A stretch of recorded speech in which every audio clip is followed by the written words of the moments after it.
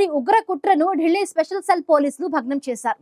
దేశంలో ఉగ్రదాడికి యత్నించిన ముష్కరులు ఉగ్రవాదానికి బాగా ఆకర్షితులయ్యారని, పాక్ చెందిన హ్యాండ్లర్ల సూచనలతోనే ఇక్కడ పనిచేస్తున్నారని పోలీసుల దర్యాప్తులో తేలింది.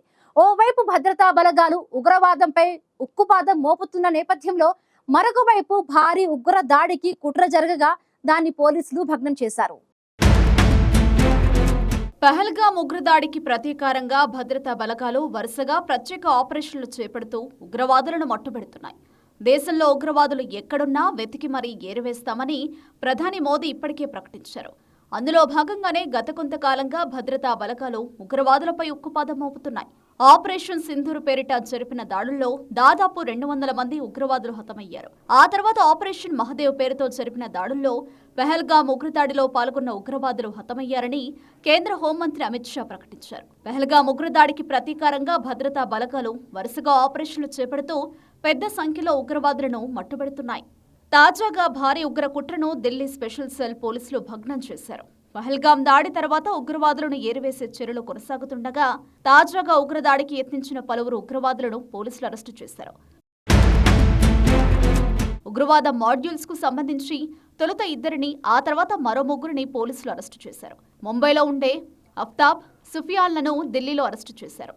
అషర్ డానిష్ ను జార్ఖండ్లోని రాంచీలో అరెస్టు చేశారు. హుజైఫా యమన్ ను తెలంగాణలో, కమ్రాన్ ఖురేషీని మధ్యప్రదేశ్లో అరెస్టు చేశారు. ముష్కరుల నుంచి ఐఈడీల తయారీకి వాడే ముడి సామాగ్రిని స్వాధీనం చేసుకున్నారు. దేశీయంగా తయారు చేసిన పిస్టల్, లైవ్ మందుగుండు సామాగ్రితో సహా హైడ్రోక్లోరిక్ ఆమ్లం, నైట్రిక్ ఆమ్లం, సల్ఫర్ పౌడర్, వైర్లు, ఎలక్ట్రానిక్ సర్క్యూట్లు, ల్యాప్టాప్లు, మాస్కులు, ఫోన్లు, నగదు స్వాధీనం చేసుకున్నారు. మరో భారీ ఉగ్రదాడికి యత్నించిన ఈ ముష్కరులంతా ఉగ్రవాదానికి బాగా ఆకర్షితులయ్యారని, పాకిస్తాన్కు చెందిన హ్యాండర్ల సూచనలతో ఇక్కడ పనిచేస్తున్నారని ఢిల్లీ పోలీసులు తెలిపారు. పేలుడు పదార్థాలు తయారు చేసేందుకు వాడే వస్తువులను ఈ ముష్కరుల నుంచి స్వాధీనం చేసుకున్నట్లు పోలీసులు వెల్లడించారు. మొత్తం 11 మందిని విచారించిన తర్వాత 5గురిని అరెస్టు చేసినట్లు ఢిల్లీ పోలీసులు తెలిపారు. ఈ ఉగ్రవాద మాడ్యూల్లో ప్రధాన పాత్ర డానిష్ దిగా గుర్తించారు. డానిష్ పైకి ఓ ప్రొఫెషనల్ కంపెనీని నడుపుతున్నట్లు వ్యవహరిస్తాడని పోలీసుల దర్యాప్తులో తేలింది. నిఘా వర్గాలకు అనుమానం రాకుండా సంప్రదింపులు జరిపేటప్పుడు కోడ్వర్డ్ల కింద సీఈఓ అని వాడతారని పోలీసులు గుర్తించారు. అతని ఉగ్రవాద ముఠా మాత్రం అంతర్గతంగా గాజ్వా లీడర్ అని పిలుస్తారని పోలీసులు వివరించారు. డానిష్ తర్వాత రెండో కీలక వ్యక్తి ఆఫ్తాబ్ అని, అతడు వ్యక్తులను లక్ష్యంగా చేసుకుని హత్య చేస్తాడని పోలీసుల విచారణలో తేలింది.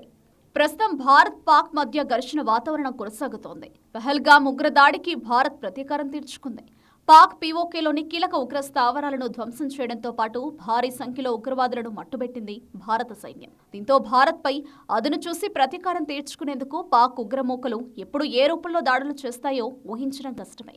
అందుకే దేశంలో ఉగ్రవాదుల కార్యకలాపాలపై గట్టి నిఘా పెట్టడం మరింత అవసరం. ముఖ్యంగా జమ్మూ కశ్మీర్తో పాటు పలు ప్రాంతాలకు ఉగ్రముప్పు ఎక్కువ.